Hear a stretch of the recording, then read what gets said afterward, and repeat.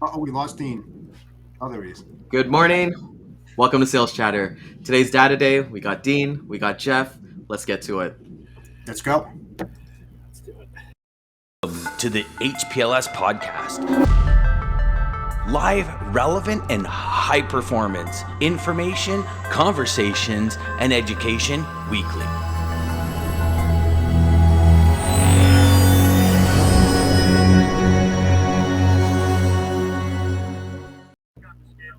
Good morning, everybody. We got Good Dean morning. again this morning. We missed you last week.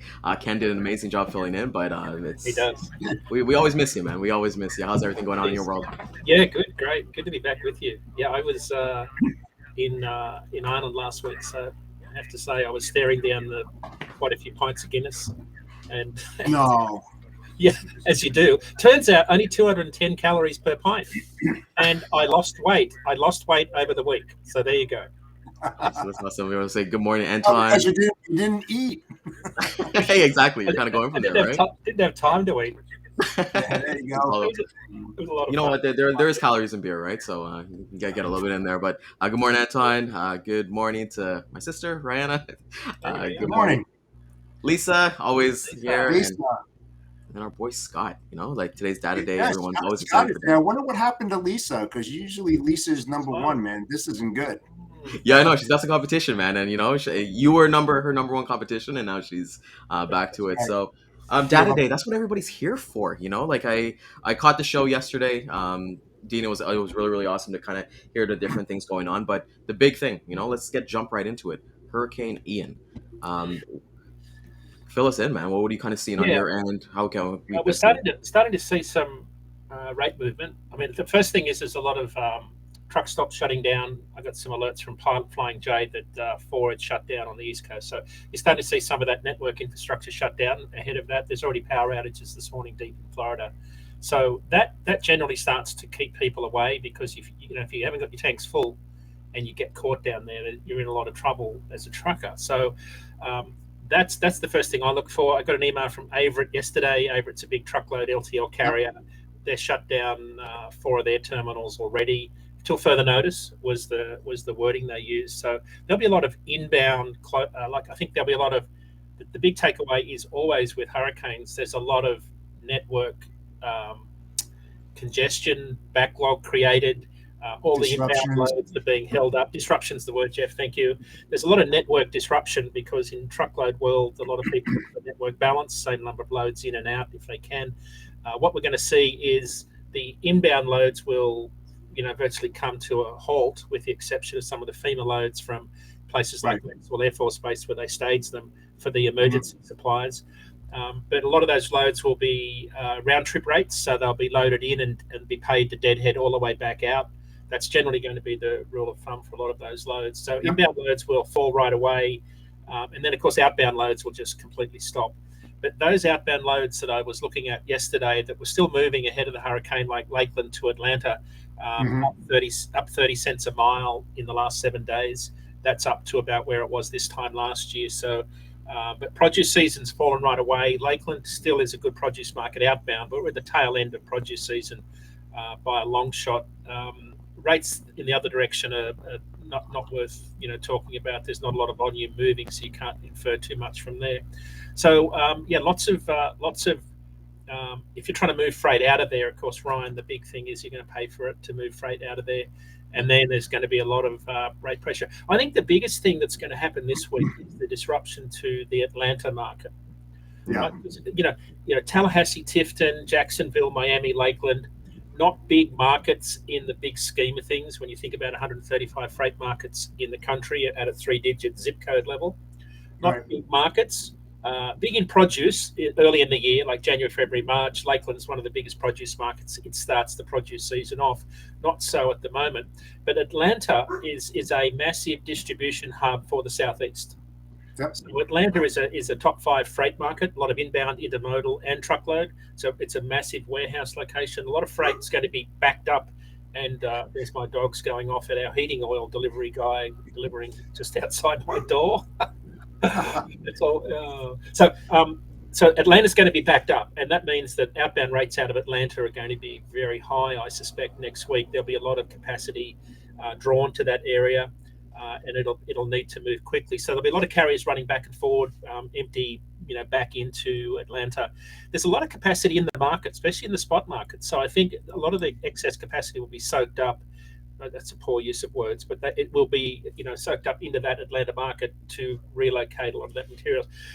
Ryan, what I did notice 2 weeks ago was a lot of inbound flatbed freight into Montgomery, Alabama, the market, right? And Montgomery, of course, is where Maxwell Air Force Base is, where they do all the FEMA staging. Yep. So now I can't connect the two directly and say they were all loads going into that market, but you can always see FEMA repositioning loads into a market that's within about 5 hours roughly of where landfall is going to make. Because you can get to, the Gulf Coast around Houston or to the Florida Panhandle area pretty quickly from that area. The thought occurred to me as this hurricane was emerging this week was, I wonder if they're thinking they've staged their freight too close to where it's going to make landfall. Because something too, Dean, that a lot of the electric companies, I know up here in the Northeast, it's all logistics, right? They start pre-staging them, and they're coming in from New York and New Jersey, Pennsylvania, and they start going up that I-95 corridor or a little to the western side, depending upon the path of the hurricane. And you can see them from miles, just waiting for it to pass so they can strike, real quickly. Now, to get back to your flatbed and your van, based upon your experience when hurricanes happen and they went into Galveston or into Louisiana, of course, Florida, what kind of impact can we expect after landfall, and how that's going to impact capacity for X amount of time? Because usually it's like 2 to 3 week time, if I remember correctly. Yeah, it depends on what sort of event this is. It looks like being a flooding event, like a water event, more so than anything. It's the wind damage requires a lot of lumber to rebuild because it's a lot of homes get destroyed by the wind. Flooding is a little bit different. It has a different freight mix in terms of the rebuild effort. But the biggest thing with floods, Jeff, is you physically can't get in there. You've got power lines down. You can't get into back streets to deliver to warehouses. A lot of the people that work in warehouses can't get to work. So everything shuts down for at least 2 to 3 weeks in those particular areas. So this will be a major impact. I think in the flatbed market, mostly because Lakeland, where this is going to take the biggest brunt of the storm, is one of the bigger flatbed markets in the country. Surprisingly, it's consistently throughout the year, a lot of flatbed short haul work out of Lakeland. So yes, it'll be borderline impossible to get into this region for it looks like certainly maybe 10 days to 2 weeks. The way this is shaping up and the level of flooding that's going to occur, mainly because you've got very few roads in and out. Right. I think you got 75 and 4 and 95 right at the I think they're the major routes. So 4 goes right through Lakeland. So right. So once you start to get limited access, it's very hard to get freight in and out. People can't get to work. You can't get into load or unload. So, and then of course the thing that I started the show with is the shutdown of the truck stops, whether they're out because of power, trucks can't get in there to deliver distillates. So it's going to shut this whole freight market down from the Panhandle all the way down. I think it'll impact it at least for a couple of weeks. But of course I'm out over my skis here. Sorry to use another water analogy, but it hasn't made landfall yet. We don't really know what the total impact is going to be. But the normal pattern for any hurricane is inbound volumes plummet, so do outbound, and then it gradually picks up in the next couple of weeks after that. Yeah, because you figure the flatbed alone, and you're right, they're already getting loaded. They're trying to get around that curve rather quickly. So you figure they're getting loaded, they're getting pre-staged. Now they have to sit there and wait. Now, with the floods and everything, they're going to wait even longer, which is going to have an impact on the capacity because the capacity is going to tighten up rather quickly because they're going to be sitting still maybe a week or two before those floods subside. So, I mean, minimum 2 to 3 weeks, could be even more, depending upon how fast they can get in there and unload and then get back up to the Atlanta area. So it's a really good point, Jeff. I hadn't thought about that because what it'll do It's a bit like the waterbed analogy I've used from the 1980s, right? And I did have a waterbed, absolutely loved it. I'd buy another one today if I could. But when you jump on the waterbed in one area, it just pops up in the other area, right? And capacity's like that. Right? Yeah. Capacity moves around. There's a finite amount of capacity when it sort of it'll move from where it is in New Orleans to another market because they can't go where they would normally go. And an example of that is New Orleans to Lakeland. It's a big flatbed market. Rates are up 20, 40. They're up 60 cents a mile in the last 7 days for flatbed loads from New Orleans to Lakeland. So that tells you what the carriers are saying. Yeah, we're not interested in going there at some point. And when you look at telematics data, when you look at the long plot from ELDs around hurricane areas, what you see is this big void, right, where there's no dots on a map in the flooded areas. I remember when the floods, there was one on the East Coast. It was a flooding event. It was a Cat 5 in September 17. I think it was one of those ones. That was a big water event that flooded sort of It was okay. So when you looked at the long plots, and we studied it for 2 or 3 weeks, when the hurricane hit, suddenly all of the dots on the map just vanished, and Jeff, it was at like 150-mile radius. There was nothing. You could see some trucks running up and down 95, the interstate guys, but there was nothing east of I-95 in the flooded area. But it took a couple of weeks for the dots to gradually trickle back into the map. And it's because a flooding event, you physically couldn't get in there even if you wanted to. And that's what I think people are going to face this week is if it's a flooding event primarily, and it certainly looks like that, it's going to take a while for people to be able to get back in. Yeah, and you know something too, a lot of these truck drivers out there, even if the water subsides, especially on the coast side, and you've got that salt water coming in, those guys don't want to drive through that salt water, even though they know their truck can, because that salt water can wreak havoc on their chassis and everything, and it's going to cost them a lot of money to flush their chassis out and all this, because they surely don't want to drive around with a soaked salt frame. So it's awful, Jeff. It's awful. The brine they use on the interstate highways today is one of the biggest problems you've got because it eats away all your wiring.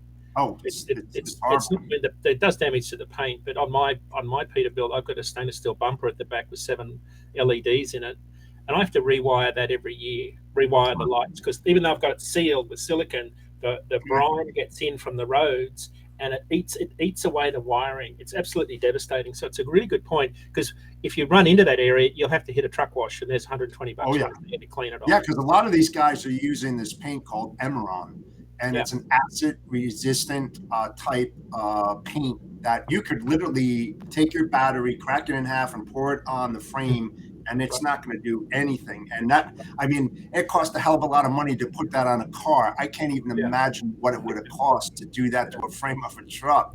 But these guys, when I see trucks going through, high tide water, I've seen that next to the shore because they think they can go through it. And it's like, dude, man, you should not be doing this.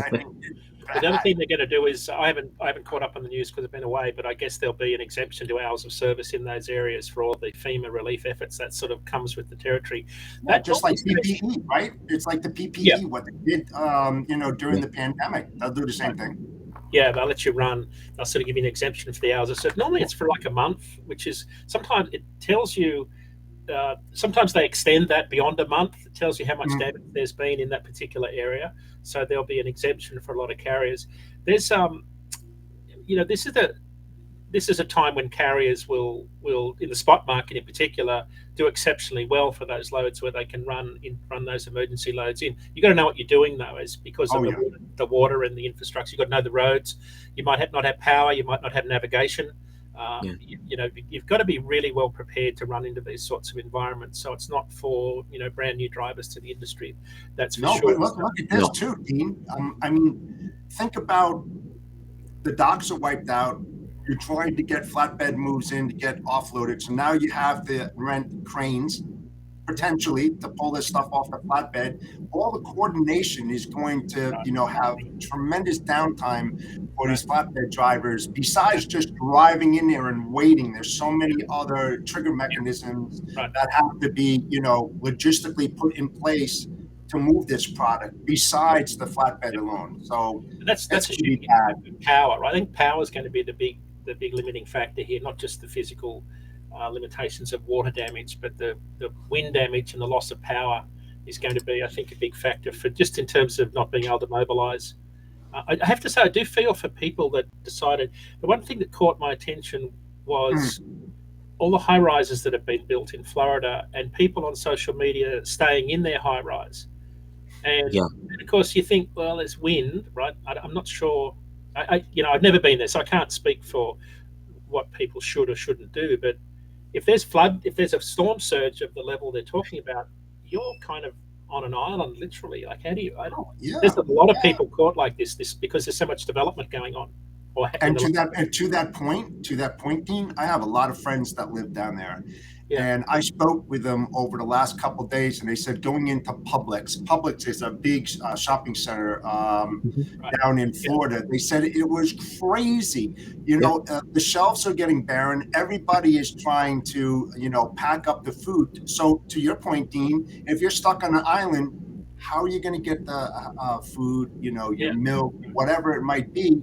Plus the sewage system as well. I mean, if you think about that, right? I mean, I don't know. I think I would get the hell out of Dodge. We've got some good friends that live in down near Sanibel Island, Cape Coral, and they're well into their late 70s and not in good health, and they've typically just said, we'll just ride it out. I was really surprised by how many Floridians had been through hurricanes and just were kind of blasé about it, and I thought, well, you've been through it for most of your life then. But when I called them yesterday, they were already southbound into Miami to get away from that. And I thought, well, that's interesting because there's storm surge and flooding going to happen, all over the area. But these were folks that were pretty resilient and had always stayed there. Now they're on a canal system that wouldn't take 6 feet of water to come into their house. So they were smart. But think about, that they are. And there's a lot of retired people that live in Florida too. Elderly. So even more at-risk communities. So this is not going to be a lot of fun for people. So no, but they put a lot of pressure. To your point about the elderly, about emergency services, police, fire, when people have a heart attack or something, because it does happen during these type of storms. How are they going to get in there to pick these people up to save their lives? I mean, you really got to start thinking, logically about this, and why they stay in them. I don't know. It just takes one bad event. Maybe they went through 5 of them and they felt, oh, no problem. We've done this over 20, 30 years, never had an issue until that one time. Yeah. And then you're really screwed or dead. Well, it was 4 years ago that the last hurricane hit the East Coast. Right? It was 4 years ago. So there's sort of this recency bias where people, it hasn't happened for a while. They probably come a little bit complacent. Maybe they're not prepared as they should. So, but so this is one of those things. I was speaking at the Journal of Commerce Inland Distribution Conference yesterday in Chicago. There's about 600 people in the audience, all shippers and all modes of transport. And one of the things that kind of struck me was how the freight market has been impacted by hurricanes in the past. If you think about the 2018 freight cycle. And this, so, I think if our audience is sort of listening and thinking, well, what do hurricanes do to the broader market? In 2017, we had 2 big hurricanes hit in September and 1 in August. So I think August was Harvey, and then we had 2 in September. And I distinctly remember in September, the flatbed market took an enormous amount of demand to help in the rebuilding effort of those particular hurricanes in late 2017. And then the flatbed market just took off all the way through 2018. And 2018 was a very strong year from a demand perspective, but it was primarily an industrial economy driven freight market. It was a huge market for flatbed carriers. And spot rates in flatbed were higher than contract for the best part of 8 months of that year. And it wasn't until September in 18 that the market really started to cool down. But it started with some massive hurricanes. And that's the thing that you look at the polar vortex event. The freight market never recovered from that event was it February 21, right? So, we lost about 7 to 8% of our capacity, disappeared off the roads for about a week. I calculate it by the number of miles traveled using those passive highway counters data, where they measure the number of truck passes, and I calculated it was a significant drop. And then the freight market never recovered from that. Like the rates just kept going up after that. So big events like this have a profound impact on markets in terms of the movement in capacity where it shifts, and then the impact on spot rates. I think the one thing I'm very cognizant of is that we've been forecasting that spot rates at about $1.85, excluding fuel. So these are line haul spot rates at $1.85 this week. They've got about 5 cents per mile to drop in our short-term forecast between now and Thanksgiving, right? So there's still some room for them to go down. But events like this have the ability to change things around almost immediately. Oh yeah. So it wouldn't be surprising. A lot of isolated events can become regional events. When they become regional events, they have the tendency to create this inflationary effect on national rates. Right? It's a bit like port volumes that surged into the West Coast. It was like the pulse of the entire trucking industry, from an import perspective. Even though imports only account for about 10% of all truckload volume, just the volume of freight hitting small port markets, I would say small in terms of volume, small geographically, it had a profound impact on national rates because the volumes and rates were so good out of those areas, and it attracted capacity in to take advantage of those rates. So I'll know Sunday morning when I crunch the numbers what the impact of this week will be. On next week's show, we'll be able to dissect exactly what the impact will be of this particular event. Be interested to see if it moves the needle nationally. It could do. I think there's a good chance it will because of the Atlanta Southeast market in particular, because that's just a huge freight market for everybody. Because railroads will be impacted. You've got Florida East Coast, some big short line railroads running up and down there. They will be impacted considerably. So the Florida Railway, CSX, Norfolk Southern, all down there. But you know what? When you think about this logically as well, right? So the capacity starts tightening up with the flatbeds because they're all inbound to Florida and up and down the East Coast, right? So the shippers can't normally ship what they normally ship during the week, every day or whatever, right? So they're sitting on that supply, right? That product until the flatbed opens up. Now they get pounded. So, a 3-week event becomes a 6-week event because now they're offloading that FEMA and response supplies, and now they have to go to the customers who are open that can ship. Now they're getting loaded and going out, as soon as possible. And the increase in the number of shipments are going to just explode. I mean, you can just see it logically because what goes in has to go out, and it's going to tighten up real quick. Yeah. I was fascinated. I've been watching, and I just sent you. I hope you can load this. But what you see is that same effect I showed you with ELD, where all of the ships. There's no ships in the path of this hurricane right now off the Gulf Coast, but I've been watching all the ships and this is interesting. There's a massive outflow of ships heading out of Savannah. I wouldn't say what I've been waiting for. This hurricane is expected. There's a good chance. Oh, so you can see it there. Okay, so you can see on the map there, if you look to the east of Florida, you can see the big void. So this is where the ship traffic is avoiding that area. So that's where the hurricane is going to go. And the ships will fill back in as the hurricane moves north. But Ryan, if you could zoom up to Savannah, it's interesting. There's a significant number of vessels going outbound out of there. There you go. And what they're doing, because this hurricane is going to cross Florida's panhandle and then come back in and make landfall again, or potentially make landfall again. Where it's coming in is over Savannah, where they've had 35, 40 vessels at anchor. The big issue with this storm is they'll start dragging anchors. So I think what they're looking to do by the look of this is to reposition to another anchorage area further out to sea, out of the storm's path. That's what looks like happening there this morning. Yep, that's what it looks like right there. Look at that. Yeah. It looks like, just from those arrows, it looks like there's more outbound than inbound, for sure. Well, and I looked at this yesterday. They're moving. Yeah, I looked at this yesterday, and all these dots were stationary. They weren't moving. So you can see even down at Brunswick, Jacksonville. You can see more outbound than inbound. So yes, ships are getting right away. So again, this is another thing that will have impact, because we've still got peak season imports sort of surging into the country, or we're at the peak. So volumes will start to come down, but this is the peak volume that the Port of Savannah has been talking about, that where you've got all these vessels sitting trying to get unloaded at the port, having to move offshore further to avoid the hurricane will just mean that you've now got more delays for a lot of those. So this is another. It kind of looks like Long Beach, doesn't it, Dean? Well, I got the email this morning. There's only 11 vessels off Long Beach this morning. Yeah, so. That's my point, because I mean, remember when we were discussing that, and we're seeing those volumes switch to Houston, Savannah, and into New York. Well, here you go, folks. I mean, it's just it's crazy how that shift is happening.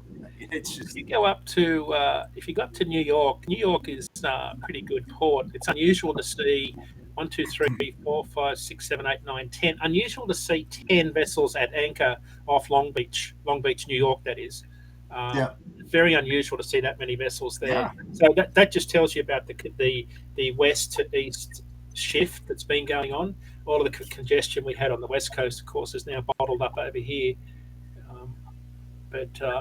At the conference yesterday, Jeff, it was interesting. I'd love your perspective on this. Larry Gross was speaking about some of the inland congestion. He said things are easing. Intermodal traffic volumes, even though they're down year over year, the velocity of the trains is increasing, and the number of number of trains that are late outside of 24 hours from their projected time of arrival is improving.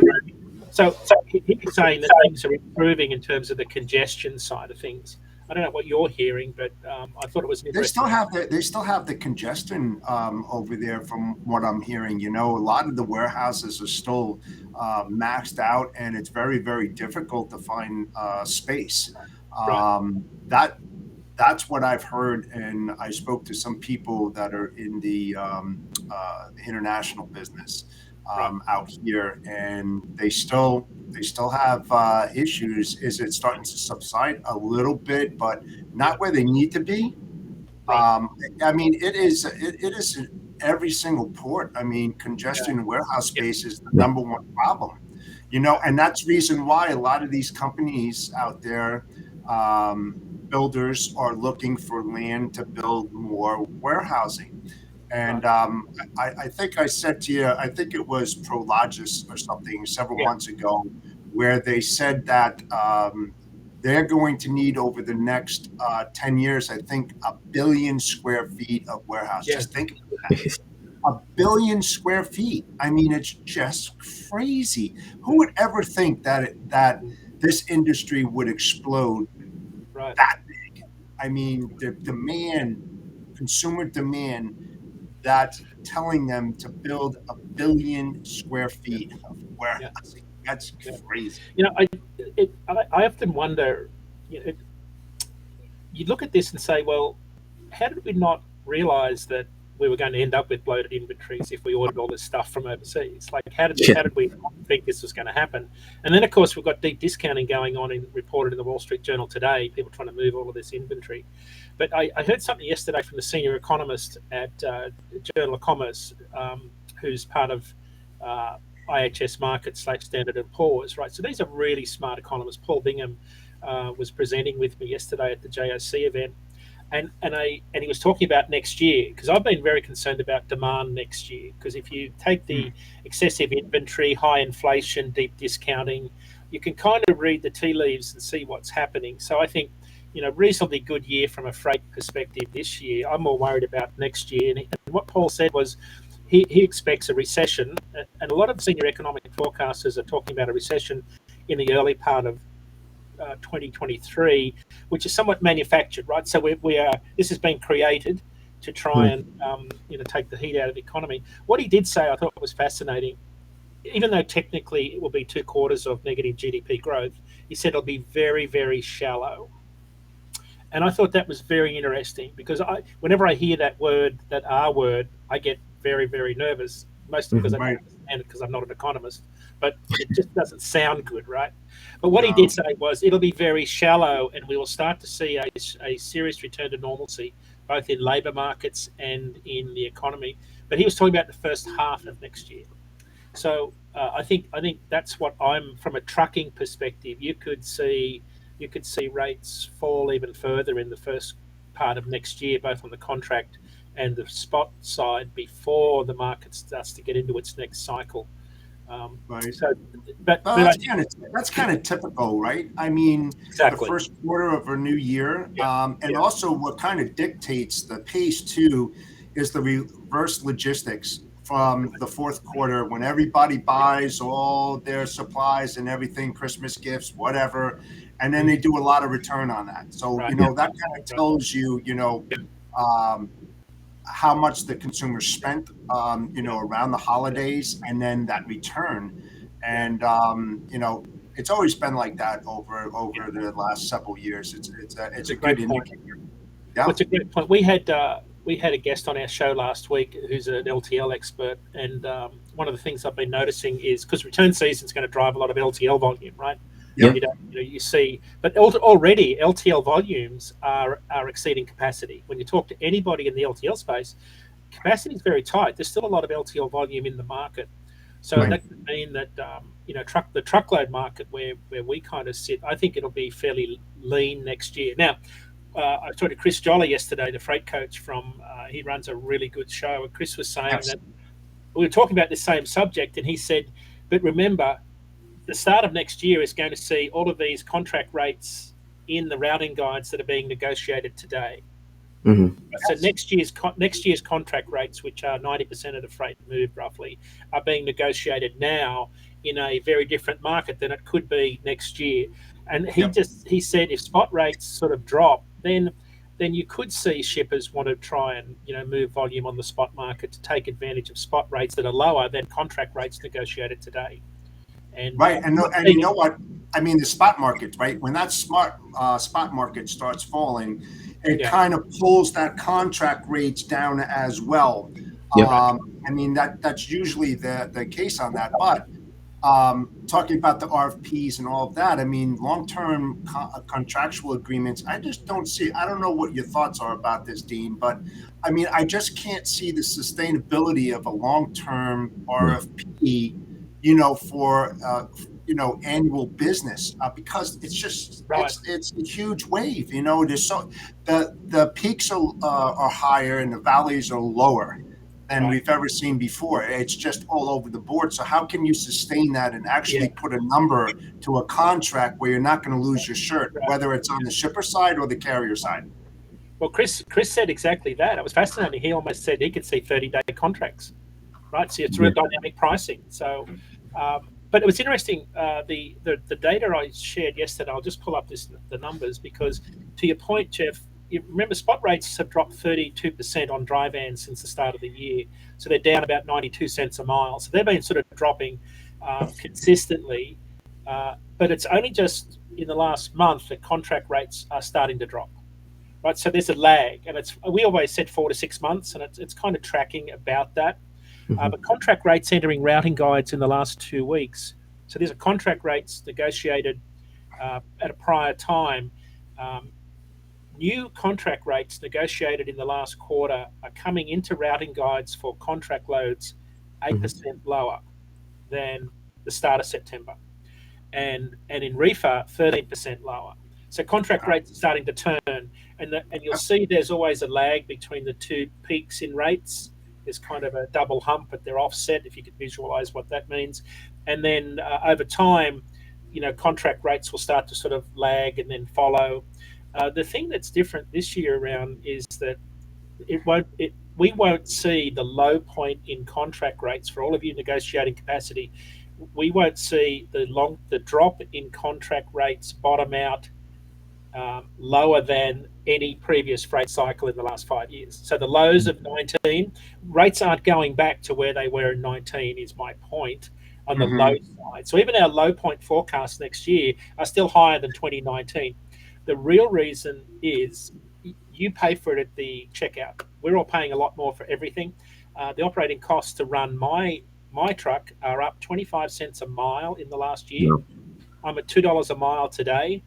Of the 25 cents a mile increase in operating cost, 23 of that's diesel. Right, so it's costing everybody a lot more to run trucks. I think there's a lot more carriers who are doing cost plus pricing. We've covered this before on the show. Yep. But you're Yep. paying, I'm paying $1,500 to fill up my 2 tanks on my truck.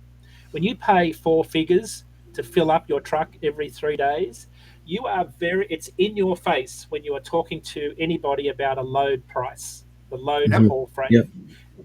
This is a very different market than before when diesel was much lower, and you could say, oh yeah, I'll just take that load and run for fuel money.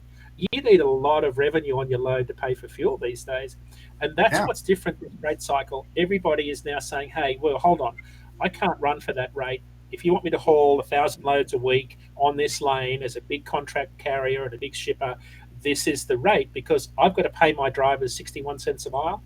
I'm paying the best part of 70 cents a mile for diesel. It's costing me $1.30 a mile just to run down the road before I even pay my driver. Like when I look at my fixed and variable costs. So these are very different times, and I think it's important for anybody dealing with your shippers right now is to remember that this is a different market cycle because of what it's costing everybody to Yeah, and you know something too, Dean, to your point on that RFP, to build those long-term business relationships with your customers that you're doing business with, I would highly advise that you revisit the contract rates and say, listen, if I put these contract rates in place, let's touch base in 2 months from now. Let's revisit, let's see how the market is turning. Let's see what fuel is doing. And if we need to adjust, we will adjust, because this will help out the carrier as well as yourself. Right. And it will build a much longer term relationship by doing so. Are you okay with that? Just be totally upfront. Because the thing is that if you don't work with the carriers and the carriers are losing money, they're going to jump ship and they're going to come back and say, you know what? Listen, I know I gave you these great rates and everything, but I looked at my OR and it just went up 14%. So, it's the cost of goods sold, COGS, right? I'm going to have to raise your prices if you want me to continue moving your freight. It's going to happen. It's going to happen because you can't work in a negative environment. I mean, No. you can't. Well, nobody wins in that point, right? Like you're there's no reason to work, if you're just in the negative completely, right? And You're hurting yourself. You're hurting yourself. You're kind of cutting yourself. You're cutting your arm off. And one thing I've kind of learned here is that like some customers and prospects I've reached out to, they've already completed their RFP cycles. They're ready to go basically November 1st, December 1st, and it's like, well, hey, we're gonna have to have these conversations, because a big thing too is like getting to the next point, kind of segueing a bit, but like Canada dropping their vaccine requirement October 1st. They're one of the last countries to do it, and I know personally, because I do quite a bit of cross border, is hey, those Ohio markets, those PA markets, those short haul markets, we've saw those rates really increase. Like we're paying like maybe 25, 26 USD to Toronto or something like that, and it's just not feasible anymore. So I know everywhere we've had the impacts, but those have really had it too. So you got to, just for everybody kind of watching today, like have these discussions with your customers. I personally, I don't know if you guys kind of do this too, but I send Wednesday, like the YouTube link, I send them to my customers and hey, take a look at this point, timestamp 5 minutes and 20 seconds or whatever, when Dean's talking about this or anything like that. It's just beneficial for yourself to be educated. Yeah. Great.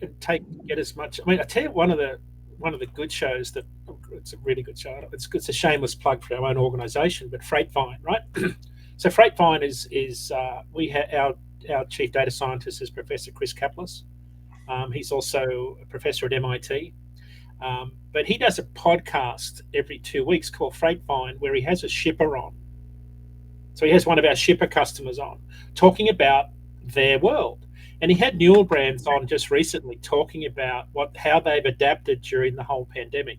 So it's a great podcast. Odd Lots is another really good podcast. There's a lot of great podcasts that you should be listening to. I think I just soak in information from every possible source I can, because you just never know what you're going to pick up that might just change your view of the world or give you a nugget of information that might help you in a sales discussion. It's one of the great benefits. Yeah, absolutely. In this business, you learn every day. I don't care how long you've been in the business, but if you're not learning something new every day, you're not learning anything. I mean, you need to do that. You need to get instead of having your single perspective, you need other perspectives as well. So then you can gather all that information and make a logical assumption based on that and saying, here's what I think based upon what I'm hearing, you know? Yeah. So it's a great Yeah, point. Everybody should be doing that. It's why I get in my truck and bang around on the weekend on the highways, because it's a reality check, right? It's, to me, I have all this data at my disposal. I hear all these things, and then I'll just go out and hang out in the truck stop for a while. I'll check out what's really going on, and man, do you find out really quickly what's really going on? And it's because it's a very different world. There's a big disconnect between what goes on the road and what happens sort of in our world, not driving. It's still pretty tough out there for drivers. I've got to say, we had Driver Appreciation Week a little while ago. It's really good that the Canadian government's relaxed that mandate across the border. It is. So Ryan, it's a good, interesting question. I talked to Chuck Snow, and I think he's been on the show here with Dan. Chuck Snow from Traffics. Yep. Chuck said that, and this was in February when the cross-border protests were going on.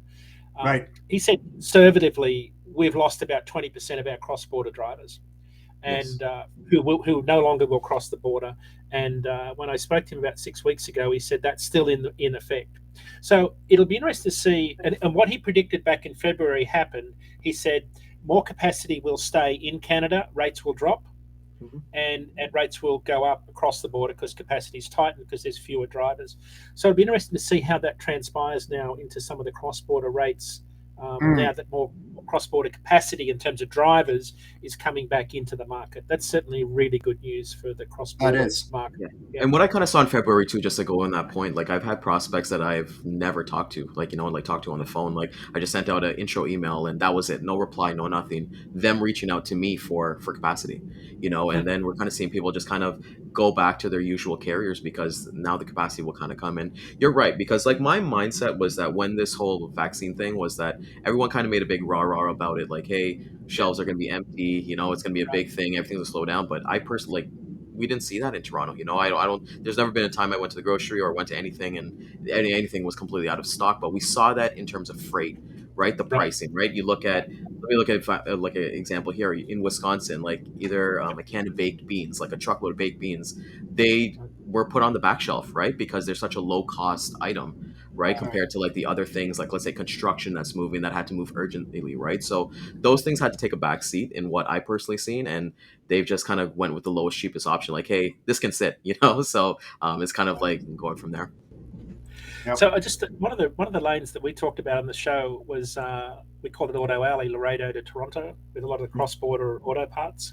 Yep. And so when we talked about this in March and April, rates were excluding fuel, northbound $3 a mile, and historically it's been about $1.30 a mile. So they doubled, more than doubled when the cross-border protests hit. They are back at $1.55 today, so they're back around the long-term average on that northbound lane, which tells you something about how. Now that's spot market capacity, right? So when you look at the rate directionality of a spot market, the spot market tells you about how tight capacity is on the contract market also. Because when your contract carriers can't find drivers to run south, you've got fewer trucks to run north out of Laredo. And it flows over to the spot market. So the spot market's like a very reactionary market to how the broader market's working. Those rates have come right back down to normal. The other one was Detroit. Detroit really suffered from a lot of that steel movement, and it's back to $944. It's back to $802 a load. So that market has calmed right down also.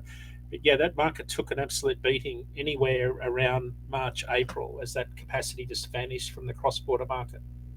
Yeah, and even to that, because we do a little bit of LTL, like 2-3 pallets every week, out of Laredo back into Toronto, and what we've seen, we've used like the LTL carriers, like a Polaris or like a Dan Ross and stuff like that. They're having trouble finding partners, like their carrier partners in those areas to pick up. So like our service has kind of gone down, but they've kind of understood that, hey, the rate, the difference between the LTL carrier and actually putting it on like an LTL consolidation truck, it's too much for them, and then with the cost of goods to actually go ahead and put it on there. So everywhere's kind of feeling that. Like I've personally seen the struggles with, like, let's say the Polaris, the Dan Ross, the Sayas, and things like that from their end. Yeah, look what Dan said. Dan said that months ago. Remember, I think he mentioned Challenger. which is Yep. a huge, right? Challenger is a huge carrier up there in the flatbed. And he said, in the Edmonton area or the surrounding areas around Edmonton, it was tight. Couldn't find any flatbeds or anything. I mean, it was just bad. I mean, real bad. And now things are starting to open up a little bit. I think Challenger got bought out, right? I think they got acquired by a different company, or I'm probably thinking of somebody else. Challenger? Yeah, I think, Part of it did, right? Part of Yeah, the company did that. yeah, Dan part of the sold company part of sold it. it. Yeah, I from can't remember the company name though. Yeah, I can't forget. No, it. I Yeah. remember him saying something about that. Fast Freight. It was Fast Freight. And Fast Fast Freight. Freight's like a TL consolidated company as well. Mhm. So just on that LTL, we had Nicole Glenn on our show, and I don't know if you wanted to watch it, but the week before last, on September 20, we had Nicole Glenn. She's an expert sort of in this LTL space. She was speaking about that same challenge. It's a very different market. They've had a lot of challenges, they've had to deal with in the last couple of years. That's the thing that surprised me, is how busy the LTL carriers are. I suspect they're challenged too by the mix of freight and the driver issues. Sure. I say issues. It's trying to find drivers. A lot of drivers retired. In the last couple of years, everybody's struggling to try and find drivers that are willing to work.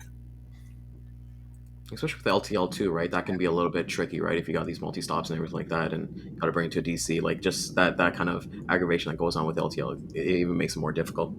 Yeah. Yep. I saw something that's kind of worth talking about. It's not a data point, but I was watching a video of a trucker last night, and he was videoing a forklift in a truck stop. It was in Sap Brothers in Denver. I wouldn't say the ground is very level, but anyway, he had a Jersey barrier.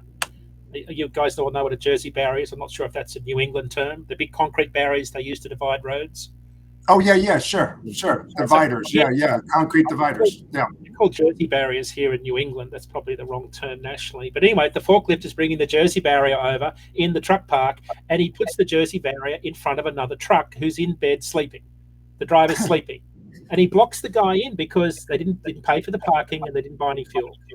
And so you think, wow, that's a bit mean. So how do you avoid that? Well, if you've got a bull bar, or what I think you call them a brush bar here, that's pretty easy to push it out of the way. But the point is that this is what things have got to for truck drivers. You don't think about this much now, but they're now being pushed to pay for parking everywhere they go. And if you think about it, if you haven't bought $50 worth or 50 gallons worth of diesel, I can totally understand why the truck parking location is wanting to say, hey, we're not a public parking space, which is how it's been viewed historically.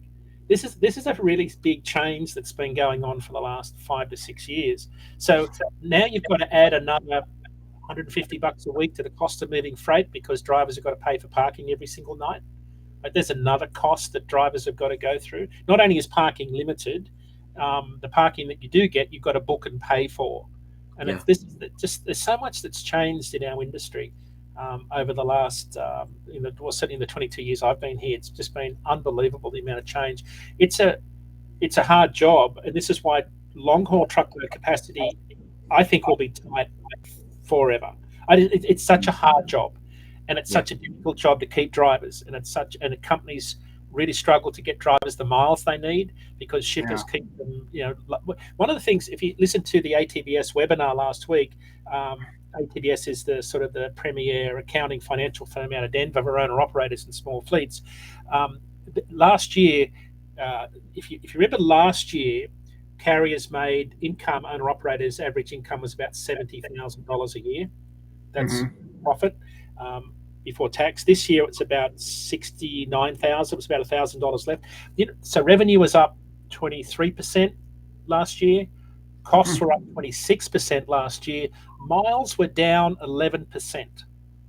And the overwhelming response to miles being down was we had to spend more time unloading and loading at shippers and receivers. Yeah. And of course, that's always been an issue. It's the drivers, bigger the DC, the more windows that they got open, the longer they're going to stay there. Which is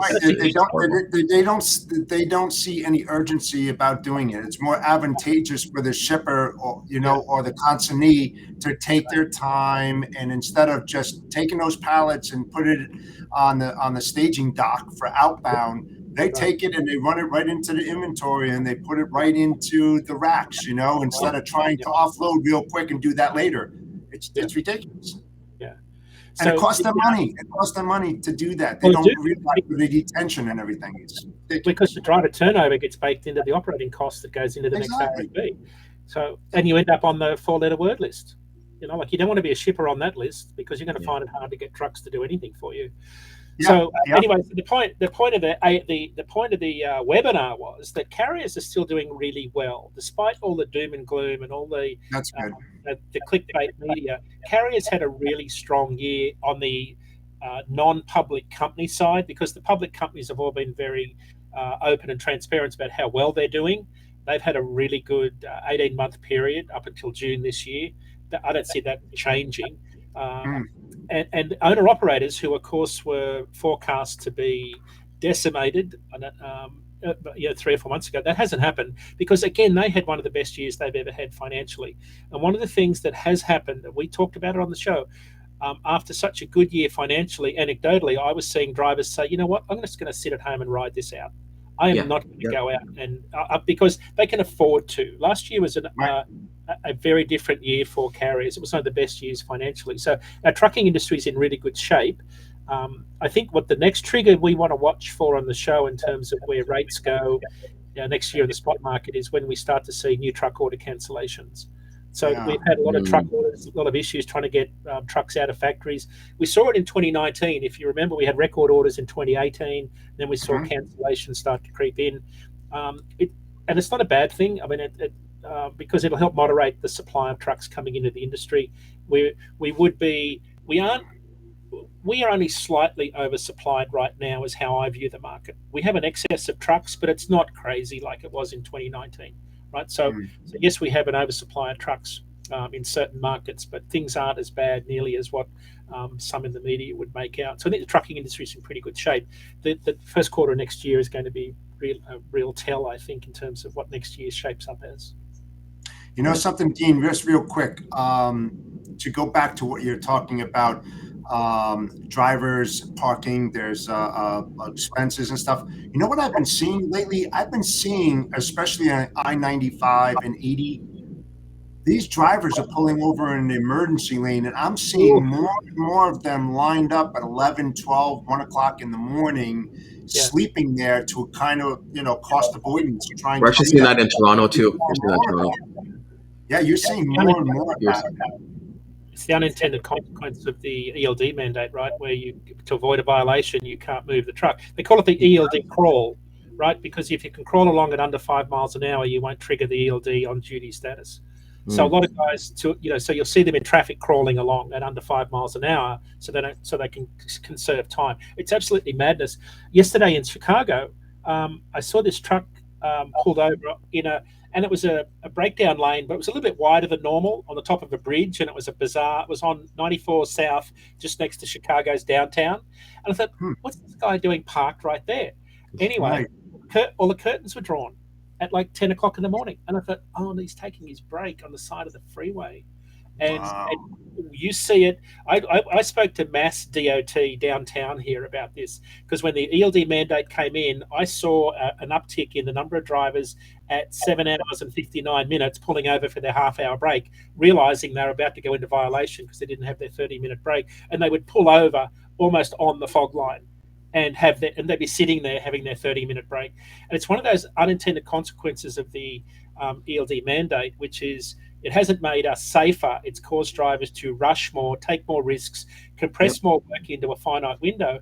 But if you look in the insurance world, one of the longest tail claims outside of work comp is the high-speed rear end of a parked truck on the interstate. Because when a car hits the back of a truck, those claims go on for years, and litigation is. And you know what? I remember when they installed the ICC bar. Because to your point, cars were going underneath the back of the truck, and as gross as it is, people are getting decapitated because they're hitting these trucks at 50, 60 miles an hour. And that's why they wanted those impact ICC bars down the side of the trailer too, so they don't go underneath that. Like, what do they call them? The skirts, I guess, on the side. like an Yeah. ICC bar down here? Yeah, ICC bar is what it is. Yeah. So yeah, so this just gives you an insight into why drivers see a disconnect between, yeah, we want you to be safe and productive, yet you go out on the road, you think, how do I deal with all this? I've got limited parking opportunities, not enough rest areas. I get into violation. I could lose my job if I go over 8 hours and 1 minute. It's absolutely madness out there. So yeah, that's why you're riding a double-edged sword. That's what you're doing. You're riding a double-edged sword. It's damned if you do and damned if you don't. exactly. It's terrible. Yeah, we definitely see that here, and we're gonna wrap it up here because I know everybody's kind of getting ready to actually send this off to the day. Dean, before we let you go, I know next week is a huge week for DAT. You can tell us a little bit about DATCon. We Ken mentioned it last week, but if you can give some details, are you going to be doing the show next week from there, or how are we doing that? It's a good question. I hadn't thought about it. I'll be in another time zone. No, I'll be on. No, I'll be here. I'll just be in a hotel room. So yeah, Perfect. no, I wouldn't miss this for the There world. you go. So yeah, DATCon is our user conference. We haven't had it for 2 years because of the pandemic. We have, I think, about 230 people registered now. Maybe it's probably more. So it's our user conference. It's where all of our customers come. We've got a bunch of speakers lined up where we talk about what's happening in the spot market world, the contract freight market. We've got Shipper Day is Wednesday, so a lot of our shippers are coming in just to talk about the shipper side of the world. That's Thursday good. will be more on the other side. Tim DeNoyer is going to be there from ACT Research. They're our long-term forecasting partners. We've just today we'll be announcing a partnership with them where they're the dominant player in the truck and trailer order space. Nice. But Tim's also a really good long-term forecaster, and he's going to be doing a session on what the long-term outlook looks. When I say long-term, he's talking 3 to 5 years, what the market looks like based on the supply of trucks. Thanks for the opportunity. Yeah, there you go. No, You can still It's register. going to be awesome. I wish I would be able to go. Yeah. That's awesome. So, want to thank everybody for coming out. This is honestly one of the best days of the week where you get all your data in. We are going to be hitting the replay at 12 Eastern and 3 p.m. Eastern time again. We're going to be on LinkedIn, YouTube, and Facebook. Make sure to like, comment, share, subscribe, tell everybody, tell all your customers, tell your carriers, tell everybody about the show because it definitely brings some value. Thank you, Dean, for always being here. It's always a pleasure to have you on here. Jeff, always a pleasure, man. You always adding value. So, with that, we're going to take you out. Everybody enjoy the rest of your week and hope to see Dean next week at DATCon in the background. Absolutely. Have a great day, guys. Thanks. Centurion Trucking, our motto is people before profit. Today's market requires more transparency, consistency, and focus on what our clients need to win. Centurion Trucking and American Logistics are poised to help their clients achieve and surpass their targets. If you're looking for a team that honors your needs, dreams, and aspirations, then get a hold of Daman at American Logistics or Centurion Trucking and start